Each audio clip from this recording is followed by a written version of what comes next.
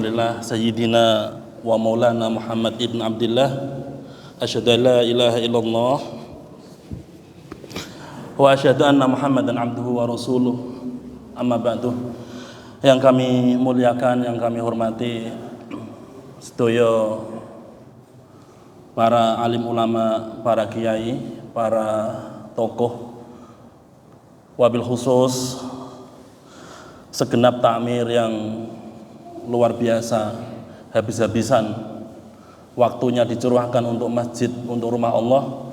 Mudah-mudahan Allah Subhanahu wa taala ganti dengan sebuah kemuliaan dunia dan akhirat. Dan yang kami muliakan teman-teman bolo-bolo semuanya, mudah-mudahan sehat walafiat. Bapak Ibu sehat nggih? Sehat Bapak Ibu? Sehat. Sudah makan malam dereng? Dereng. Nggih. Alhamdulillah, sami berarti nggih. Karena penting itu. Berarti enggak usah lama-lama. Materi enggak usah lama-lama. Cukup 5 menit selesai. Belum ada yang makan masalahnya. Nggih. Nggih, nanti kalau udah makan alasannya apa? Ngantuk Ustaz gitu kan. Terus pinter orang Indonesia ya. Baik, Bapak Ibu yang dirahmati Allah Subhanahu wa taala. Memang Ustadz di situ sibuk, Bapak Ibu sekalian, sehingga beliau takmir ini terpaksa milih kami karena saking susahnya Ustadz sehingga seadanya mawon, ngoten. Yang penting Ustadz ngoten loh, sehingga didorong-dorong. Jadi yang ngapunten Bapak Ibu sekalian, dia kebiasaan Pak Muradi ngoten, susah nyari Ustadz, jadi seadanya aja gitu. Bapak Ibu yang dimuliakan Allah Subhanahu wa taala. Ada seorang orang tua yang dia ini mencurahkan hati, perasaan, pikiran, waktunya hari-hari untuk sang putra laki-laki. Sang putra laki-laki. Bahkan sedari remaja, apapun yang diminta putra tersebut selalu diberikan, diusahakan, diupayakan. Bahkan dia nggak tahu kondisi orang tuanya, baik dia orang tuanya itu mungkin ada uang atau tidak, siang atau malam selalu minta orang tuanya, selalu dikasih. Sampai usia-usia dewasa, usia-usia yang sudah matang, dia pun masih meminta dengan orang tuanya. Dan orang tuanya tinggal sang ibu saja. Dalam sebuah syair dikatakan, anak ini selalu meminta, bahkan rumahnya orang tuanya pun dijual untuk memenuhi keinginan sang anak. Dan tidak ada harta selain itu lagi. Anak tersebut selalu bermain dengan anak-anak yang lain, bahkan cenderung anak-anak yang nakal. Dia menjual semua harta orang tuanya. Bahkan tatkala dia ini sudah ketagihan dengan yang namanya muhadhirat. Muhadhirat itu semacam narkoba, Pak. Narkoba. Sesuatu yang bikin dia nagih dan dia bikin dia tidak sadarkan diri. Sehingga dia, pedagangnya bilang, ambil jantung orang tuamu. Ibunya sudah tidak punya apa-apa, tinggal yang punya adalah jantungnya saja, Pak. Ambil jantung ibumu. Sehingga dia datang kepada ibu-ibu, saya butuh uang, Bu, untuk membeli narkoba, muhadhirat, membeli sesuatu yang mengenakkan untuk dunia. Ibunya bilang, sudah nggak punya apa-apa, Nak, nggak punya apa-apa. Tapi ibu masih punya jantung. Diambil tuh jantung. Dia mengambil pisau, jantung ibunya dadanya ibunya dibuka, meninggal orang tuanya, jantungnya diambil. Karena dia saking senengnya, Pak. Ini jantung dibawa lari, kemudian mau dikasihkan pedagang muhadirat tersebut, namun karena tergesa-gesa dia jatuh, jantungnya gelundung. Jantungnya gelundung, Pak. Seorang ibu, Masya Allah, apapun dikasihkan untuk putranya. Seorang bapak, apapun yang diminta putranya dikasihkan. Bahkan jantung pun dikasihkan. Tatkala gelundung tersebut, jantungnya kena debu. Ada suara. Anaknya jatuh, jantungnya gelundung. Jantungnya siapa? Ibunya. Dia mengatakan, ada suara, "Nak, kamu gak apa-apa? Kamu sakit ya, Nak? Ayo, Nak, bangun. Jangan sedih." Suara jantung. Bapak Ibu, ini kisah dalam syair. Saking sayangnya seorang anak, seorang orang tua kepada anaknya. Ini syair, sebuah ungkapan betapa besar dan dalam dan luasnya kasih sayang seorang orang tua kepada putranya. Sehingga jantung pun ikut berbicara tatkala anaknya jatuh, anaknya tertubruk, dan mendoakan anaknya, "Semoga engkau selamat, Nak, sampai tujuan." Apapun yang dimiliki dikasihkan, Pak. Kisah kedua, pernah diceritakan tentang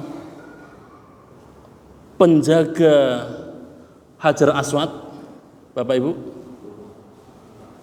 Pernah penjaga Hajar Aswad.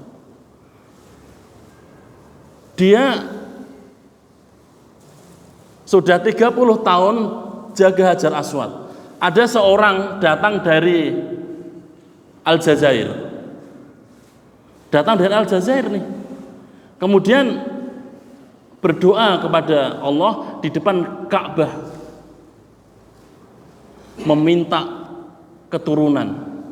Sang menjaga Ka'bah, penjaga Hajar Aswad ini lihat persis karena dekat multazam, pintu Ka'bah. Ini kisah nyata. Minta, "Ya Rob, ya Rob, kami minta keturunan ya Allah. Saya minta keturunan, saya malu kepada tetangga, kepada kerabat, kepada saudara.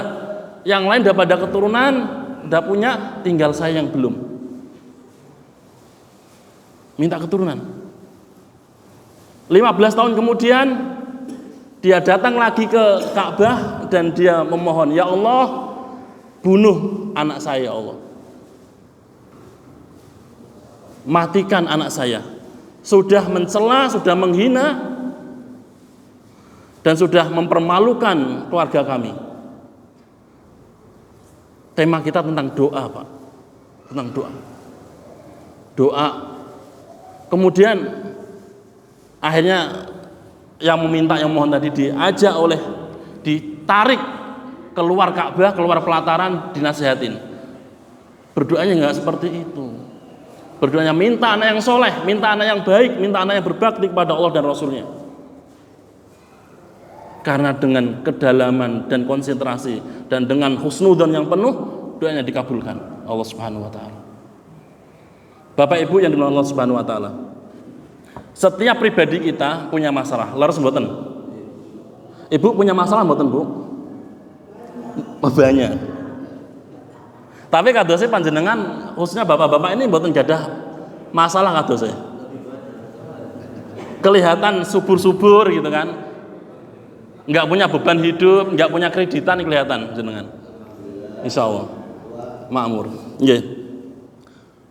Ada yang kekurangan harta, itu ada.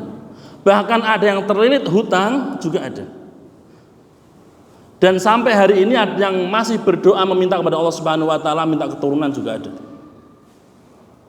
Bahkan ada pula tidak sedikit di antara saudara kita yang masih berjuang mencari obat untuk kesembuhan. Semua orang, Bapak Ibu sekalian, mempunyai problematika kehidupan masing-masing. Maka Rasulullah SAW pernah menyampaikan, doa Doa adalah solahul ibadah. Doa adalah perisai seorang ibad, seorang hamba. Doa, Bapak Ibu sekalian, doa adalah alat senjata pertama, benteng pertama yang harus dilakukan, perjuangan pertama harus dilakukan sebelum mencari jalan keluar yang lainnya. Sebelum mencari jalan keluar yang lainnya. Karena ada yang mencari obat kemana-mana namun dia lupa dengan Allah Subhanahu wa Ta'ala. Ada yang mencari sampai ujung negeri mencari obat, namun dia kadang tidak melibatkan Allah Subhanahu wa Ta'ala. Semuanya, Pak, semuanya yang menyembuhkan Allah, yang menyembuhkan Allah. Adapun dokter itu bagian perantaranya. Yang menyembuhkannya Allah, tapi yang menerima honor dokter. Ngoten, Dok? Iya, semuanya Allah yang harus kita libatkan. Allah nomor satu, doa. Dalam contoh yang lain, Pak, ada seorang nabi yang sakitnya selama 7 tahun, sakit kulit sampai bau, dan anak keturunannya pada menghindarinya, bahkan istrinya pergi darinya. Nabi siapa? Nabi Ayub. 7 tahun, Pak, beliau mencari obat. Sakitnya parah, bahkan bau, satu desa menghindarinya, bahkan diasingkan. Nabi Ayub. Semua problematika itu akan ada pada pribadi seorang hamba Allah, termasuk orang-orang soleh tersebut, termasuk para nabi, para anbiya, para rasul mempunyai problematika kehidupan. Apalagi kita, apalagi hambanya Allah, umat Nabi Muhammad, tidak lepas dari problematika kehidupan. Nabi Ayub sembuhnya kapan? Setelah 7 tahun, dan dia baru berdoa kepada Allah Subhanahu wa Ta'ala, meminta kesembuhan. Diajari oleh Allah Subhanahu wa Ta'ala, meminta, berdoa. Ada nabi yang ditelan ikan. Nabi siapa, Bu? Nabi siapa, Bu? Ibu, Pak.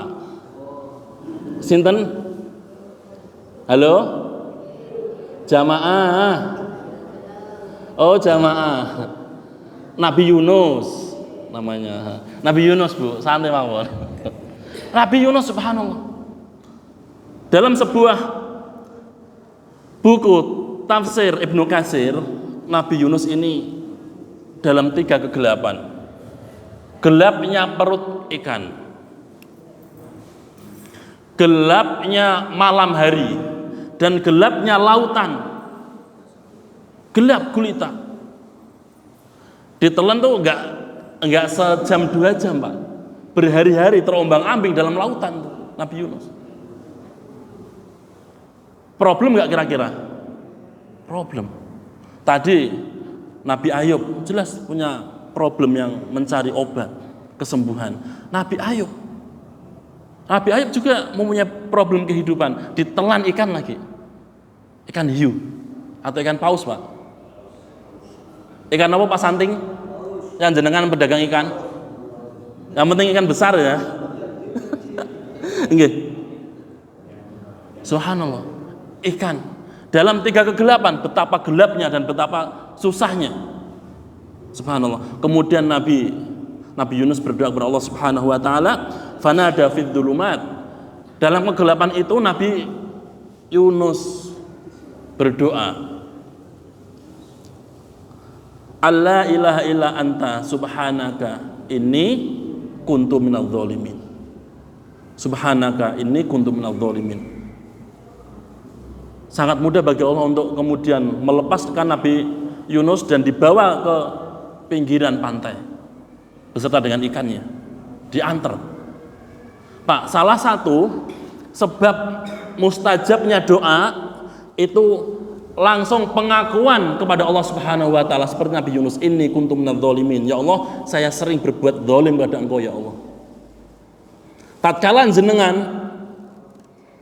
berdoa kepada Allah Subhanahu wa taala, kemudian tidak merasa berdosa, tidak merasa banyak salah, kemudian jenengan dengan santainya misalkan, ya Allah, saya ini kan, ini contoh ya Pak, tidak mau berkorban besok. Saya memang sengaja ya Allah. Ini juga orang pelit sebenarnya ini. Tapi kan ya Allah, tapi kan saya bekerja siang malam untuk anak istri saya ya Allah.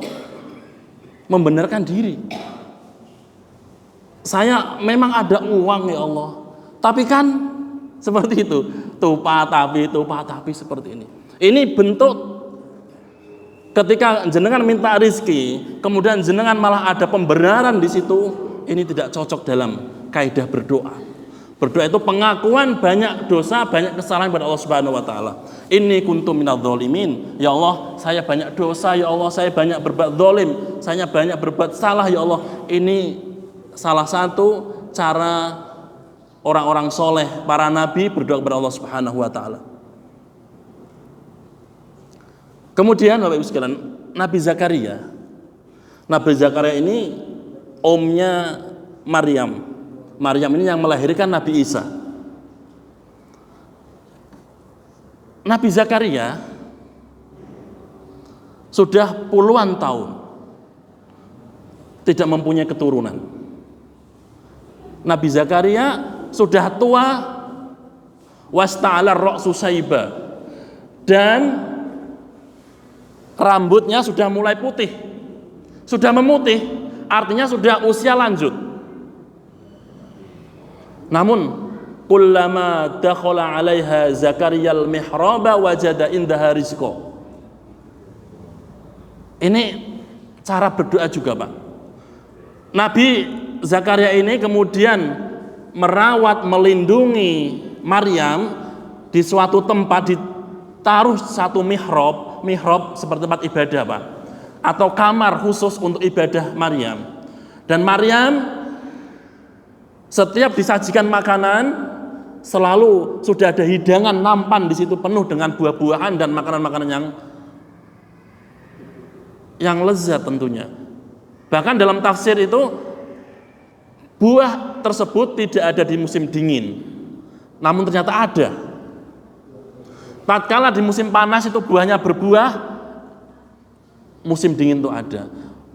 Musim dingin berbuah, musim panas itu ada. Jadi sudah bertahun-tahun, udah lama Maryam selalu berdoa di hadapan Allah Subhanahu wa taala, kemudian memohon. Nah, di situ Zakaria, Nabi Zakaria menghidangkan setiap hari, selalu ada hidangan terlebih dahulu dari Allah Subhanahu wa taala. Langsung dari malaikat yang nganter, langsung celing makanan gitu mungkin. Nggih. Kullama dakhala 'alaiha. Kemudian ditanya, "Dari mana makannya?" Min indillah, dari Allah. Tatkala itu, Pak, tatkala Nabi Zakaria melihat pula Maryam hamil, padahal tidak ada satupun laki-laki yang mencontohnya, bahkan tidak ada warga Kebumen yang melihatnya, bahkan menyentuhnya pun nggak pernah, tiba-tiba hamil dan melahirkan Nabi Isa. Nah, tatkala itu pula lah, Pak, Nabi Zakaria berdoa kepada Allah Subhanahu wa taala. Maka salah satu doa yang mustajab itu tatkala jenengan menyaksikan ada orang mendapatkan rizki, jenengan ikut berdoa, Pak. Bukan masalah ada tetangga beli kulkas, jenengan malah ikut kedinginan. Tatkala tetangga beli kompor ikut kepanasan, bukan, Pak. Mestinya seorang muslim tatkala ada saudaranya mendapatkan rizki, jenengan mengucapkan syukur dan berdoa, meminta rizki juga. Itu bagian salah satu cara dan waktu yang mustajab ketika kita berdoa kepada Allah Subhanahu wa taala. Yang tadi pertama tadi ketika kita sungguh-sungguh kemudian menyampaikan kepada Allah Subhanahu wa taala atas segala dosa dan kezaliman kita. Tapi kan saya nggak pernah merasa zalim sama Allah. Nggak tahu, itu rasa saja, Pak. Rasa saja. Jenengan menzalimi pasangan jenengan sama juga menzalimi Sang Pencipta. Seorang bapak menzalimi istri, menzalimi benar-benar zalim, kemudian tidak berbuat adil, sama aja menzalimi kepada Sang Pencipta. Begitu juga seorang ibu menzalimi seorang suaminya, dimarah-marahi terus, kata Pak Edi misalkan, sama aja dia menzalimi dengan Rabbuna Rabbul Alamin. Maka tatkala berdoa, ya Allah ampuni saya banyak berbuat zalim pada Engkau ya Allah, seperti itu. Kemudian ketika ada yang mendapatkan rizki, kita juga ikut berdoa kepada Allah Subhanahu wa taala. Fastajabna lahu wa najjaynahu minal gham. Tatkala berdoa itu, Allah Subhanahu wa taala akan memberi kemudahan setiap perkara jenengan. Fastajabna lahu, dan Allah Subhanahu wa taala akan memberi kemudahan. Dan Nabi Zakaria juga menyampaikan, idnada rabbahu rabbi la tadharni fardan wa anta khairul warithin. Ya Allah, jangan Engkau jadikan saya sendirian di dunia ini ya Allah, tidak dan tanpa keturunan. Beri kami keturunan ya Allah, dan Engkau sebaik-baik pemberi keturunan. Wa anta arhamul warithin, memberi rizki. Kemudian Pak, doa yang mendalam, doa yang husnudzon, mendalam, konsentrasi, kemudian husnudzon kepada Allah Subhanahu wa taala, di antara sebab dikabulkannya doa. Di antara sebab dikabulkannya doa. Kan ada yang bilang sudah berbulan-bulan berdoa belum dikabulkan. Sudah berpuluh-puluh bulan belum juga diijabahin. Ada yang salah, Pak? Sampai mengatakan kufur, ya. Enggak adil Tuhan tuh. A'udzubillahi min dzalik, Pak. Pak, tatkala jenengan meminta, memohon kepada Allah Subhanahu wa taala, kok belum ada, belum dikabulkan, itu jauh lebih worth it. Ngertos worth it, Pak? Ya, simple lah, masih nggak masalah itu. Sedangkan kalian kaum muslimin semuanya dan termasuk kami, tatkala tidak meminta apa-apa, rizki yang banyak itu diberikan oleh kita. Gratis tanpa meminta dikasih, Pak. Kita meminta hal yang sepele, yang kecil buat Allah, itu gampang. Wong kita tidak minta pun sudah dikasih yang melimpah kok. Ada dikasih kesehatan, dikasih motor, dikasih Dakota, dikasih teman yang baik, ya, dikasih HP yang indah, HP yang canggih, kados HP-nya kita ini. Itu tidak meminta, Allah kasih loh Pak. Kemudian tatkala kita meminta belum dikasih, kita sudah putus asa. Gimana ceritanya nih? Gimana? Mestinya kita terus bersyukur kepada Allah Subhanahu wa taala, diberi senyuman yang manis, itu juga nikmat, Pak. Bapak Ibu yang dimuliakan Allah Subhanahu wa taala. Maka yang paling penting juga tatkala berdoa kepada Allah Subhanahu wa taala, itu yang paling penting diantaranya dengan akhlak dan adab ketika berdoa. Akhlak dan adab kepada Allah Subhanahu wa taala. Kita meminta kepada Allah Subhanahu wa taala, namun mintanya kok lagi meminta tapi mikirnya apa? Mikirnya itu, konsentrasinya tuh, ya Allah, nasi rendang kayaknya enak loh. Berdoa tapi pikiran kita sedang mikirin hal yang lain. Tatkala kita konsentrasi meminta sama Allah Subhanahu wa taala, begitu pula ternyata kita tidak dengan sungguh-sungguh, tidak dengan konsentrasi yang penuh, yang mendalam. Ini bagian dari adab, bagian tata cara berdoa kepada Allah Subhanahu wa taala, konsentrasi dengan sungguh-sungguh, dengan benar-benar meminta kepada Allah Subhanahu wa taala. Ini bagian dari tata cara kita berdoa kepada Allah Subhanahu wa taala. Tiba-tiba begitu datang, langsung, ya Allah, saya minta sawah ya Allah. Tanpa ada menyebut sifat dan nama Allah dulu. Ya Rahim, Ya Aziz, Ya Ghani, Ya Wasi'. Disebut-sebut seperti itu dulu, Pak. Dipuji dulu Allah, setelah itu baru meminta. Sama ini, kasus seperti ini. Dia ini datang dari luar di Masjidil Haram, lari, langsung ikut cium Hajar Aswad. Langsung buka soft, dia ikut berjuang di kerumunan kaum muslimin, langsung cium Hajar Aswad balik. Ini tidak benar. Yang benar tawaf dulu, tawaf baru cium Hajar Aswad. Ini bagian dari adab tata cara ketika mencium Hajar Aswad. Tawaf dulu, habis mencium Hajar Aswad, sholat 2 rakaat setelah tawaf, sholat sunnah. Nah ini jamaah haji ini dari luar, dia habis bangun jam 3 malam, fresh, kenyang, langsung lari ikut berjuang cium Hajar Aswad, terus pulang lagi. Habis itu cerita, alhamdulillah saya cium Hajar Aswad tadi. Padahal hal seperti ini tidak dibenarkan. Dan bangga, padahal dia tidak ikut tawaf. Mestinya tawaf dulu. Tawaf, yang ketiga atau keempat ikut berusaha, lanjutkan lagi seperti itu. Atau selesaiin dulu tawaf baru cium Hajar Aswad. Setelah itu sholat 2 rakaat. Ini hal-hal yang kadang perlu kita ketahui. Mudah-mudahan Bapak Ibu semuanya kita bisa diberi kemudahan Allah Subhanahu wa taala untuk bisa hadir, bisa rawuh di Baitullah, di 2 tanah suci ini. Bapak Ibu yang Allah Subhanahu wa taala. Maka doa adalah perisai, adalah senjata pertama seorang muslim, bukan senjata terakhir. Doa adalah alat pertama seorang muslim untuk meminta segala permasalahan kehidupan kita.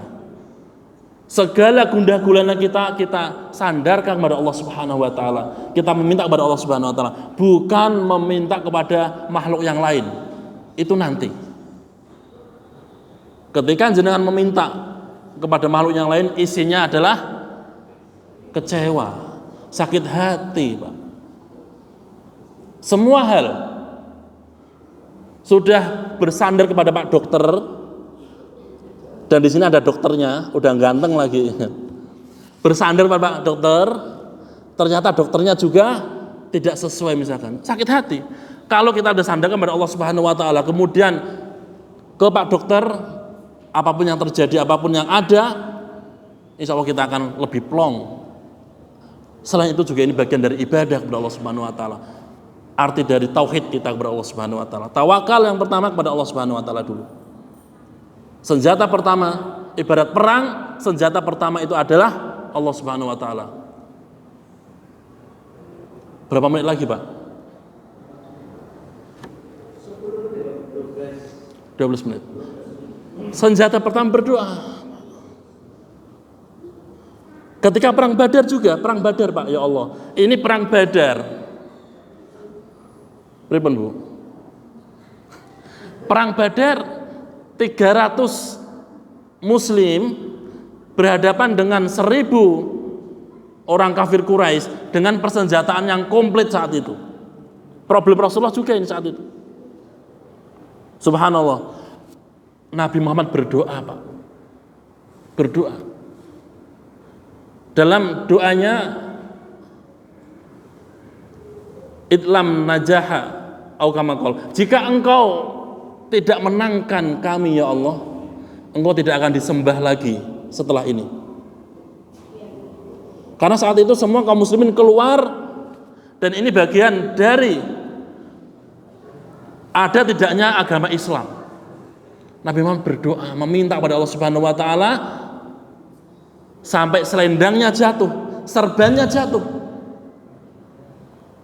Dan tidak ada kaum muslimin saat itu yang duduk-duduk di rumah. Semua ikut berjuang, semua ikut perang. Kalau sampai kalah, tidak ada agama Islam di rumah-rumah panjenengan sedoyo. Habis saat itu. Maka doanya Rasulullah SAW, jika engkau kalah, jika engkau tidak menangkan kami ya Allah, engkau tidak akan la yu'bad abadan, tidak akan disembah selama-lamanya engkau. Allah Subhanahu wa taala menurunkan ribuan para malaikat ikut berjihad ketika perang Badar, Pak. Jadi doa, Pak, ini adalah perisai pertama. Apapun problemnya, apapun permasalahannya, Allah Subhanahu wa taala yang nomor satu, doa dulu. Jati diri seorang muslim mengenai ketauhidan adalah di antara dalam doanya, perjuangannya. Di antara pembeda seorang muslim dan non muslim itu tawakalnya, Pak. Di antara pembeda. Ada yang seorang muslim itu tawakalnya hanya pada Allah Subhanahu wa taala saja. Tidak ada yang lain, tidak ada Tuhan A, Tuhan B, Tuhan C. Tidak ada trinitas. Hanya tawakal pada Allah Subhanahu wa taala saja. Ini tawakal seorang muslim seperti itu. Hanya Allah saja. Setelah itu baru kebutuhan kita, tawakal. Kita harus bekerja, kita harus mencari rezeki, kita harus mencari obat, mencari ikhtiar setelah itu, Pak. Oke. Baik Bapak Ibu sekalian yang Allah Subhanahu wa taala. Kiranya cukup nggih. Ada yang tanyakan? Kecuali Pak Edi. Assalamualaikum warahmatullahi wabarakatuh. Waalaikumsalam warahmatullahi wabarakatuh. Saya berdoa mantap segala doa ikhtiar tapi apakah dalam hati saya masih banyak dosanya Nggih. Nggih. Ya tadi ketika di awal disampaikan, banyak rezeki yang kita dapatkan tanpa berdoa, Pak. Tanpa kita berdoa dan meminta, Allah telah memberi cuma-cuma. Tatkala doa kita masih ditangguhkan sama Allah Subhanahu wa taala, itu akan apakah mengurangi sayang kita kepada Allah, mengurangi ketauhidan kita, mengurangi ibadah kita? Tidak, mestinya tidak. Dan Allah lebih tahu tentang kebutuhan jenengan, lebih tahu, lebih ngerti, karena Allah yang mendesain jenengan. Ini butuhnya ini A, B, tapi mintanya kok Z. Allah yang lebih tahu, Pak. Saatnya ganti oli motor kita, Pak, tapi jenengan malah ganti knalpot, minta ya Allah minta knalpot. Enggak, karena iya, bagian servis tahu ini bermasalah di mesin, ini harus ganti ini, karena ngerti kebutuhannya motor. Seperti itu. Maka husnudzon kepada Allah Subhanahu wa taala, Pak. Husnudzon. Positive thinking, itulah jati diri seorang muslim. Husnudzon kepada Allah Subhanahu wa taala. Banyak, Pak. Kadang kita sakit hati kepada saudara kita. Kita sudah berbuat baik, sudah ngasih jajan, hidangan macam-macam, ternyata tidak sesuai dengan ekspektasi. Itu bikin sakit hati. Jenengan misalkan, Pak, jenengan sudah beli macam-macam ke pasar, ternyata sampai rumah jenengan ditolak belanjaan jenengan sama pasangan jenengan. Itu juga bikin sakit hati. Kalau jenengan sandarkan kepada Allah Subhanahu wa taala, itu bagian dari tanggung jawab dan ibadah. Istri tidak doyan, tidak enggak apa-apa. Jenengan sudah dapat pahala. Niat karena Allah Subhanahu wa taala. Ya, Pak. Ya. Jadi ngoten ya, Pak, Allah yang lebih tahu. Ya. Ada tata cara berdoa tadi, di antaranya kita harus mengakui kesalahan kita kepada Allah. Kemudian sebutkan nama-nama Allah dengan adab dan etika, di antaranya konsentrasinya, kemudian kesungguhannya, pemaknaannya mendalam, itu bagian dari doa. Tatkala ada saudara kita yang dapat rezeki, kita berdoa juga, ya Allah, gitu kan, memohon juga rezeki kepada Allah Subhanahu wa taala. Monggo, Pak. Ada yang bertanya kecuali Pak Edi. Pak Edi ilmunya sama saya udah unda-undi, Pak, soalnya. Udah unda-undi. Nggih. Semua permasalahan, Pak, permasalahan ekonomi, hutang yang melilit, kemudian sakit yang menaun, hanya permasalahan ya Allah terlilit hutang misalkan, sampai terjerumus dalam kesirikan, wa ya naudzubillah. Naudzubillah. Ada yang terlilit hutang, terlilit yang cukup banyak versi kita. Dia tidak sabar dan dia datang kepada dukun. Wong dukun sendiri juga dia kekurangan kok. Dia juga jauh dari kelayakan hidup. Kok kita datangin coba? Seandainya dukun itu lebih canggih, tentunya dia juga lebih maju. Enggak perlu. Dan langsung sholat jenengan selama ini runtuh, Pak. Wassalam jenengan. Runtuh datang pada dukun. Man ata kahinan, barang siapa yang datang kepada dukun, falyatasaddaq, dan dia mengimaninya, dia membenarkannya, maka dia kufur kepada Nabi Muhammad SAW. Kemudian dalam riwayat yang lain dia keluar dari agama. Ya, subhanallah. Maka ya Allah, dukun itu bentuknya apa aja? Apa aja? Dia ngasih raja, ngasih tulisan yang Bismillahirrahmanirrahim, Qul huwallahu, itu yang dipotong-potong, kemudian ditaruh di linting, ditaruh dalam peci kita, misalkan, atau di atas rumah kita. Kok kita beriman dengan adanya tulisan tersebut, rumah kita menjadi aman, maka bagian dari yang dilarang oleh Allah Subhanahu wa taala.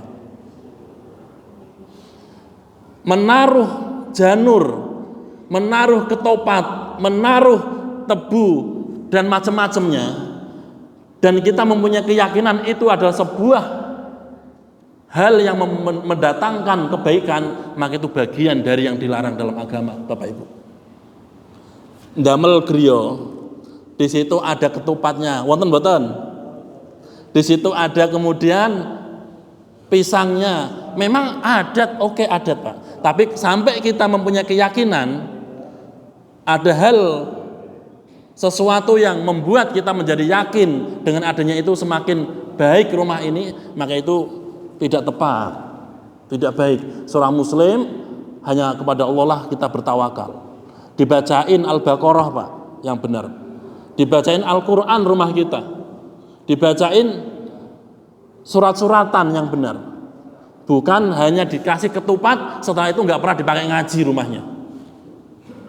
Dikasih tebu, setelah itu tidak pernah digunakan untuk baca Yasin. Mestinya dibikin tahlilan, la ilaha illallah Muhammadur Rasulullah. Dibikin Yasin, baca Yasin di situ. Al-Kahfi dibaca, kemudian sholat digunakan untuk sholat. Boleh. Itu jauh lebih sesuai dengan agama kita daripada banyak yang kita lakukan ternyata setelah itu tidak digunakan untuk ibadah. Yeah. Baik Bapak Ibu sekalian, sekiranya cukup insya Allah. Yeah. Mudah-mudahan waktu yang singkat ini Allah beri pahala yang luas, ya, diberi rizki yang luas juga, dan kita diberi kesehatan kepada Allah Subhanahu wa taala sehingga kita bisa istiqomah, bisa terus beribadah karena Allah Subhanahu wa taala. Beribadah karena Allah Subhanahu wa taala. Jangan sampai kita niat ke masjid ini mengganggu niat tulus kita kepada Allah Subhanahu wa taala. Karena ada datang ke masjid dalam rangka untuk malas-malasin tetangga. Kok ada ya orang sepuh kayak gitu kok nggak mau ke masjid, kok nggak kayak saya gitu. Ampun ngoten, ampun. Ya karena Allah mawon ya. Demikian subhanakallah.